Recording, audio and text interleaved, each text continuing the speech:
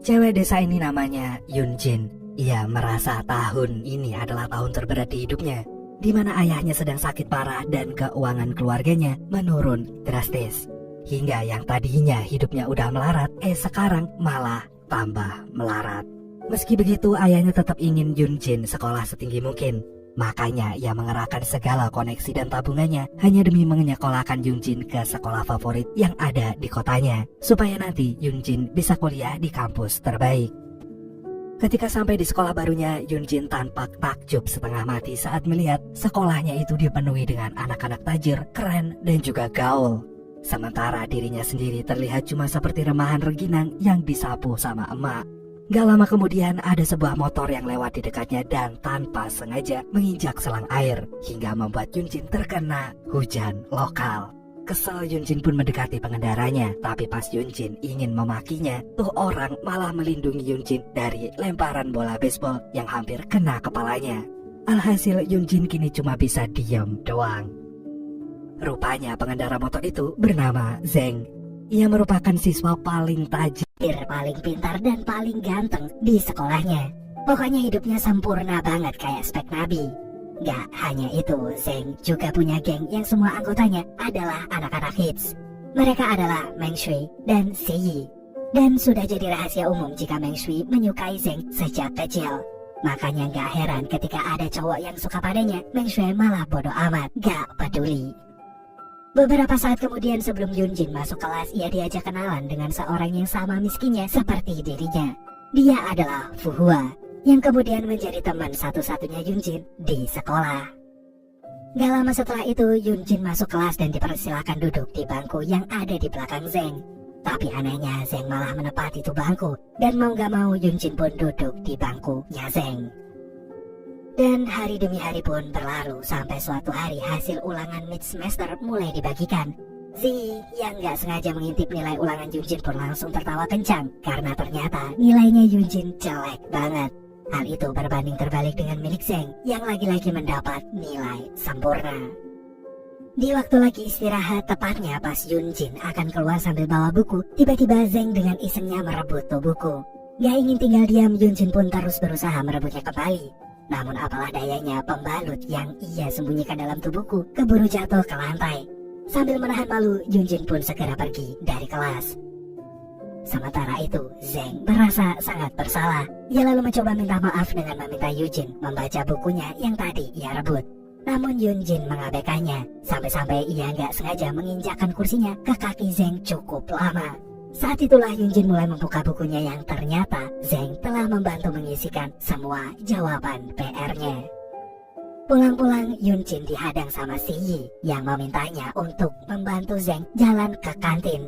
Karena kaki Zeng kini pincang sebelah. Kalau Yunjin sampai menolak, ia harus ganti rugi dengan uangnya. Tanpa perlu mikir apapun, Yunjin segera memberikan kartu ATM-nya. Gara-gara itu Yunjin cuma bisa makan roti doang. Fu Hua yang gak tega melihatnya langsung membagikan makanannya bersama Yunjin. Gak lama dari itu, Ziyi datang sambil bagi-bagi es krim untuk semua orang yang ada di kantin secara gratis. Yang mana semua es krim itu Ziyi beli dengan menggunakan kartu ATM-nya Yunjin. Bagi Ziyi bukan masalahnya kalau Yunjin harus menanggung kelaparan. Toh Yunjin sendiri yang menyerahkan kartu ATM-nya. Namun Zeng buru-buru mengembalikan kartu ATM-nya Yunjin yang diam-diam sudah diisi lagi dengan saldonya. Dia ingin dikasihani Yunjin dengan cepat mengembalikan uangnya Zeng, yang tentu saja langsung Zeng tolak. Tapi semuanya mendadak kacau saat Meng Shui datang dan merampas uang tersebut. Kesal dengan tingkah Meng Shui, Zeng langsung mendiamkannya.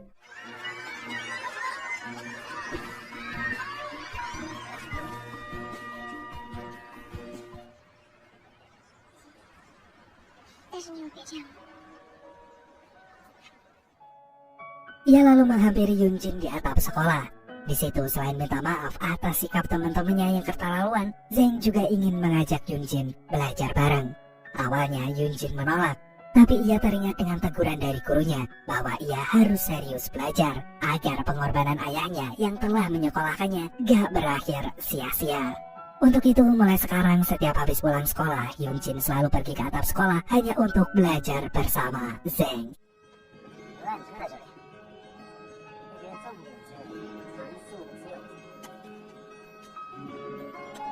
现在看，我们之间似乎充斥的小秘密。 Dan ketika ulangan kembali dibagikan, nilai Yunjin naik drastis.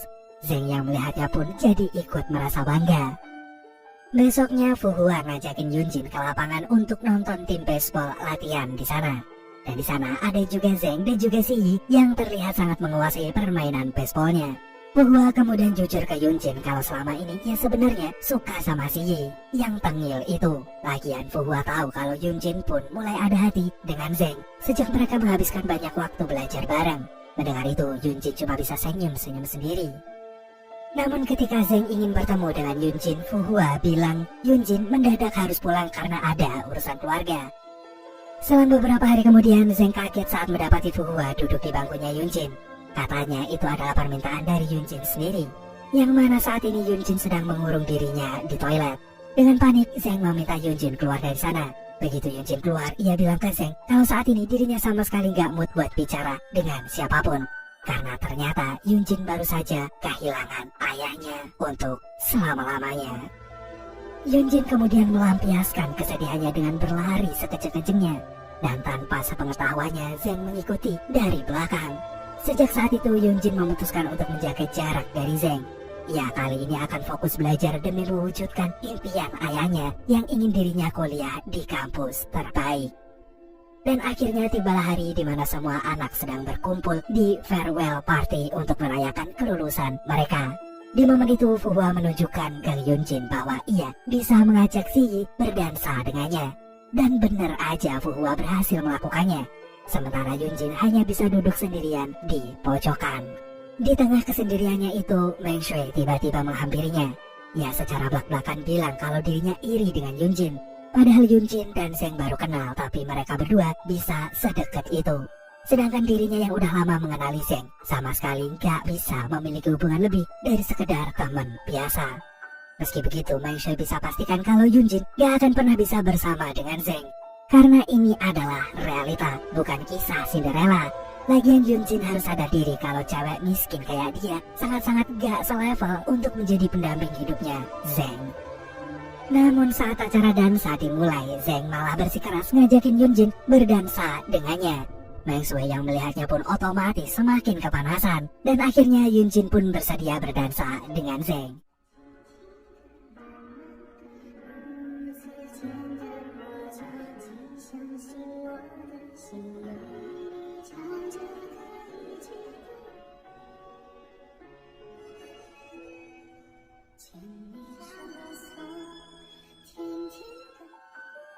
Selesai dansa, Yunjin buru-buru meninggalkan Zheng, tapi Zheng berhasil mengejarnya. Zheng sama sekali gak ngerti kenapa Yunjin selalu menghindarinya, padahal ujian sekolah pun udah berlalu. Kali ini Zheng gak akan melepaskan Yunjin lagi. Ia lalu mengungkapkan perasaannya pada Yunjin, bahwa ia ingin Yunjin menjadi kekasihnya. Bingung harus bilang apa, Yunjin lantas mengecup bibir Zheng. Iya, Yunjin sengaja melakukannya bukan karena ia menerima perasaan Zheng, tapi karena itu sebagai kado perpisahan untuk meninggalkan Zheng. Bagaimanapun juga, Meng Shui benar kalau status sosial mereka berbeda bagai langit dan juga bumi, yang sampai kapanpun sangat mustahil untuk bersama.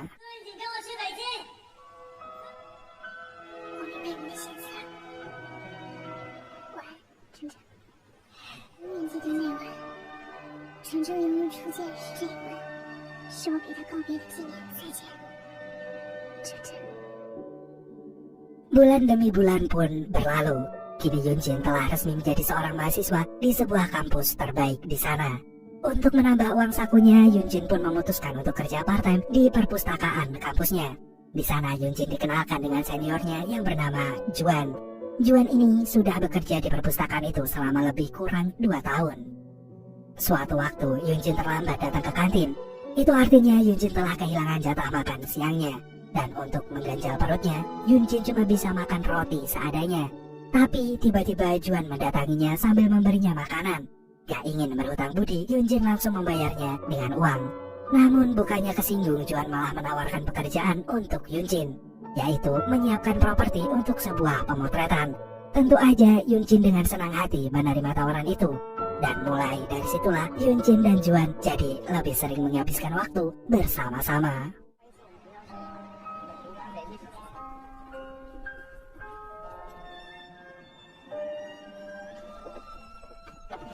善良。 Saat Yunjin cerita ke Fuhua tentang Juan, Fuhua pun yakin 100% kalau tuh cowok demen sama Yunjin.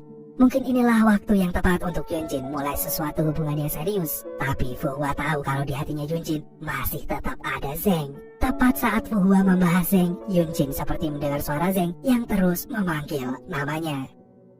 Dan ternyata itu bukanlah khayalan Yunjin. Sekarang Zeng benar-benar ada di depan matanya. Meski rindu banget, tapi Yunjin berusaha terlihat biasa aja. Untungnya Juan datang, dan saat itulah Juan mengaku ke Zeng kalau ia adalah pacarnya Yunjin.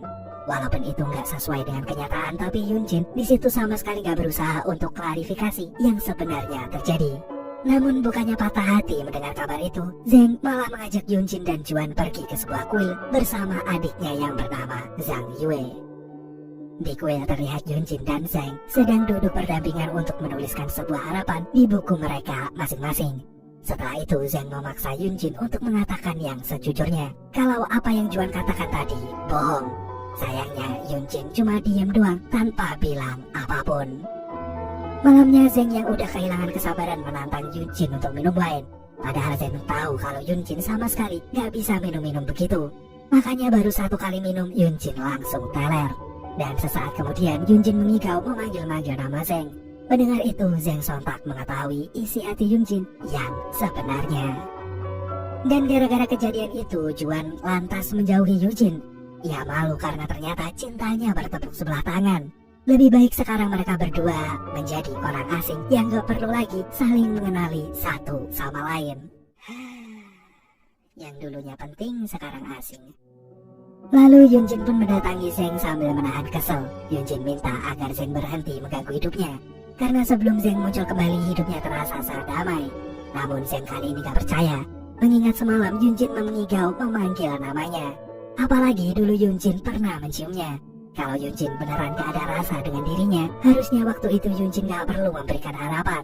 Yunjin bisa dengan tegas menolaknya. Capek terus-terusan dipojokin seperti ini, Yunjin pun lantas bilang berulang kali kalau ia sama sekali gak menyukai Zeng.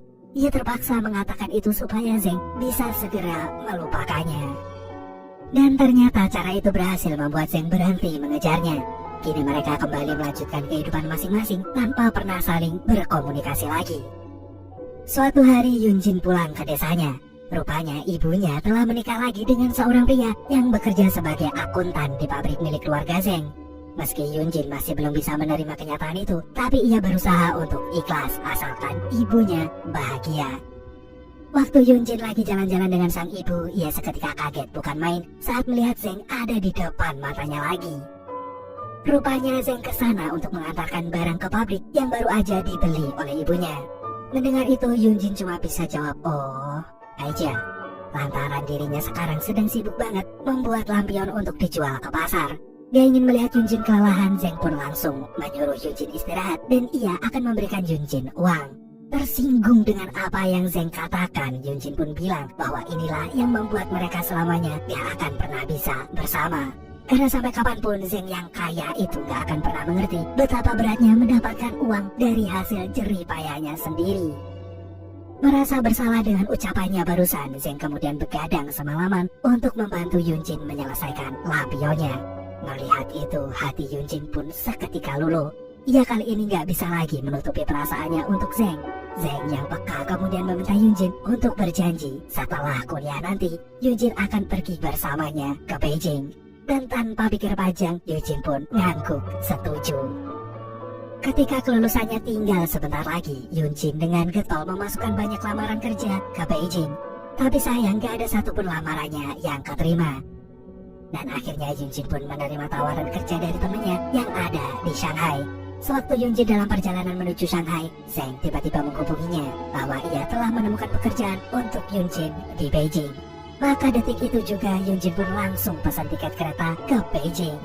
Sialnya, Zeng malah sedang menyusulnya ke Shanghai. Jadi mereka pun berencana akan bertemu di sebuah stasiun yang sama. 喂，不到吗？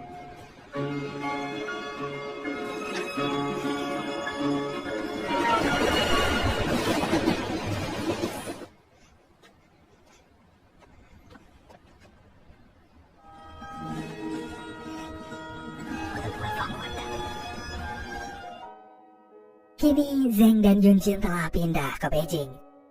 Malamnya setelah Zheng membelikan Yunjin sepatu, ia lalu mengajak Yunjin ke rumah Zhang Xue, di mana adiknya itu baru aja menikah. Dan alangkah kagetnya mereka berdua saat mengetahui ternyata yang menjadi suami Zhang Xue adalah Juan. Takut adiknya itu diguna-guna oleh Juan, Zheng langsung mengajak Zhang Yue berbicara empat mata. Dan di situ Zheng bisa lihat kalau adiknya emang beneran tulus menyukai Juan. Tapi itu gak jadi permasalahannya. Juan itu pernah suka dengan Yunjin, dan menurutnya Juan gak mungkin segampang itu untuk melupakan Yunjin. Sementara itu Juan memberitahu Yunjin bahwa ia menikahi Zhang Yue bukan berdasarkan atas nama cinta, tapi supaya derajat dirinya bisa naik. Melihat keluarga Zhang Yue adalah orang yang paling terpandang di negara Cina. Sontak saja Yunjin pun kesal mendengarnya. Ia memperingati Juan untuk gak menyakiti adiknya Zheng. Jika sampai itu kejadian, Yunjin lah yang akan pertama kali melabrak Juan. Sepulang dari rumah Zhang Yue, Yunjin secara mengejutkan mengajak Zheng menikah.